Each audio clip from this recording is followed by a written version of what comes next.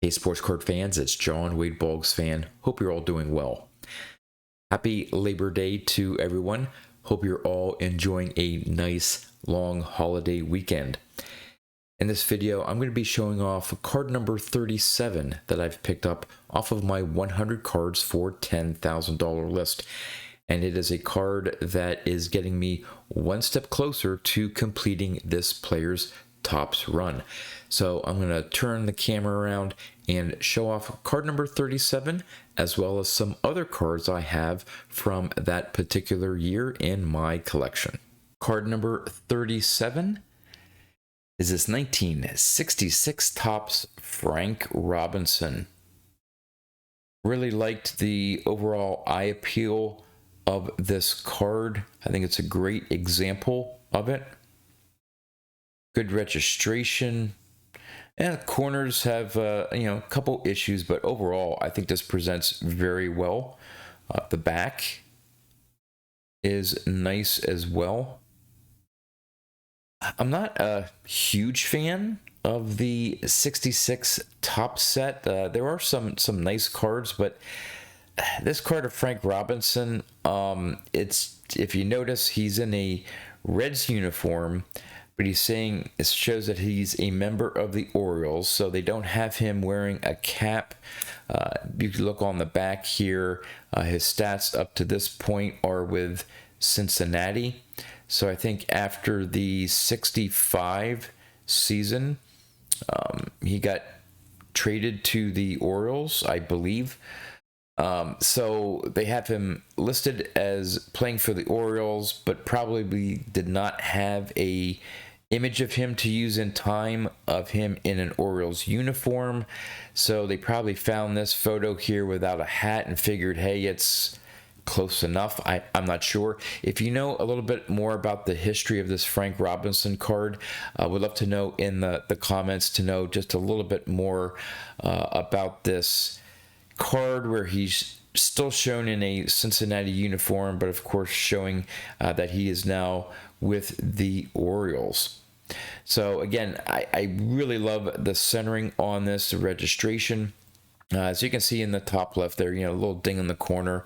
Hopefully, I haven't shown the grade yet because I just wanted to show the card off. And I think it's a great example of it. And let's see if you figured out what the actual number grade is. And it came in at a PSA 5. All right, before I get into the numbers of this purchase and how it fits into my 100 card list, I thought I'd show the few 66 Topps cards that I have in my collection. So we'll start off with another card that is on the 100 cards for $10,000 list, and that is the Pete Rose. Now this 66 Topps Pete Rose, I like. I like, even though it's just a plain batting stance.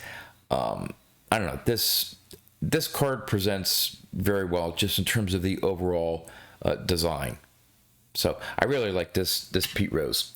The next one, and this may be the first card of his that I've shown off in any of these 100 cards for $10,000 videos, and it's the Mickey Mantle. I've had this one for, oh my gosh, I bet you over 25 years. Well before I was keen on well-centered cards, but I did have it slabbed, BVG, of course. I probably will have this converted over to PSA, just so I have, my collection in all PSA slabs. I don't know if I'm ever going to upgrade, maybe down the line. I don't know. For now, I'm happy that I have a 66 Topps Mickey Mantle. So, yep, there's that. Next one is the Kari Stremski, part of his Topps run that I have. Nice example there. Next, another card on the 100 cards for $10,000 list that I picked up, the Ernie Banks. This is another one just because of the image of Ernie Banks and the color scheme. This one I like. I said, the 66 tops for me, it's a hit or miss as whether I like the card or not.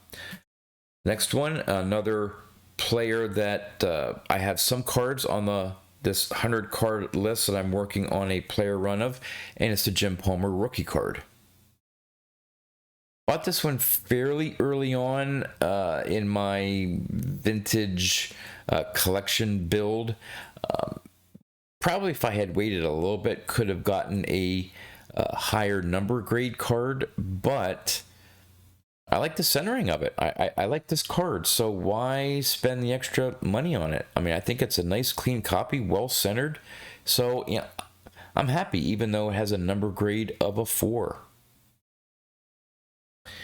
Next, I picked this up at 1 or 2 nationals ago, I think. It is the 1965 ERA National League ERA leaders with Sandy Koufax and Juan Marichal. It's in a PSA 5. I forget. I picked this up for really cheap. So decided to add that. I don't have a lot of like league leaders cards in my collection so far. But they are a fairly inexpensive way to get cards of Hall of Famers, and in this case, this has 2 Hall of Famers. And the last one I have to show off is the Hank Aaron, one of his cards on my Topps run that I'm working on. Nice example there. All right, back to the Frank Robinson. All right, now I had this Frank Robinson on my 100 cards for $10,000 list in a PSA 7. Again, trying to put when I put the 100 cards together that I know I wanted, I had to fit things in so it all adds up to $10,000. So I listed this one in a PSA 7, figuring I'd have to spend $100 for a PSA 7.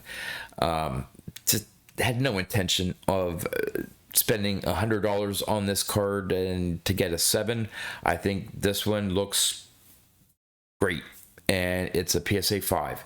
So by dropping down 2 grades, all in with shipping and tax, $40. So I'm $60 to the good from trying to, get a higher number grade card that, honestly, unless it's close inspection, it's not going to look much better than this.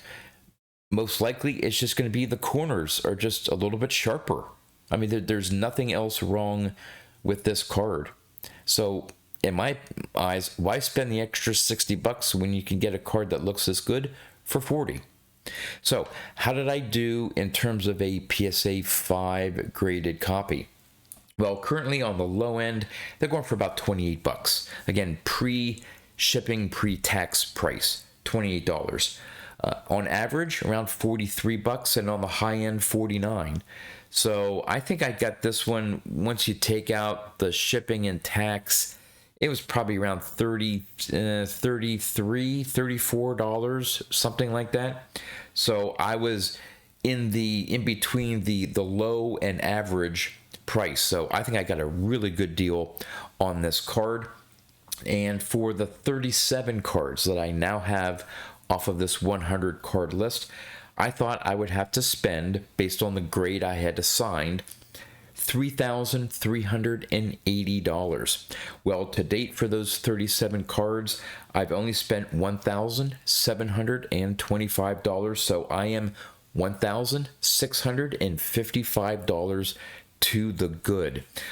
So really happy, again, with my progress on that. So, would love to know what you think about this pickup here, the 66 Topps Frank Robinson, the eye appeal of the card versus what I paid for it. And would love to know what you think about the other 1966 Topps cards in my collection. And with that, that's all I have for you. So until next time, thanks for watching.